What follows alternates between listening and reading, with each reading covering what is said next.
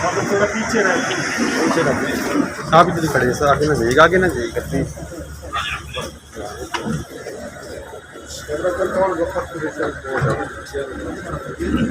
Corona इस की वजह से थोड़ा सेफ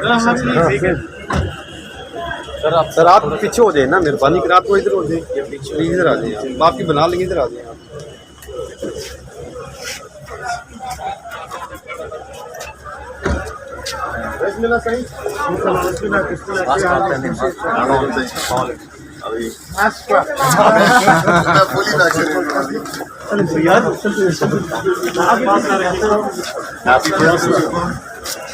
सही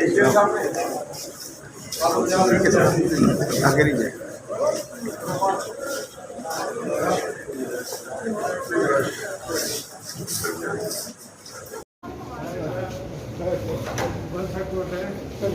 ये सामने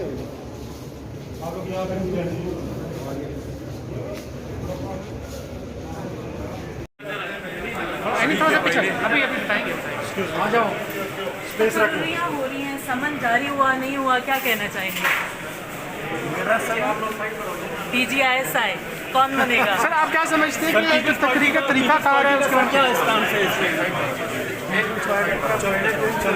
है ये इनकॉम्पिटेंट है, इनको इनकॉम्पिटेंसी में इसमें पहले भी जब एक्सटेंशन दे दी थी तो 5 इसमें वो बनवाए थे ड्राफ्ट, तो अभी भी वही इशू है, बेसिकली इज इनकॉम्पिटेंट। खान साहब ये एहसाब कब तक चलता रहेगा?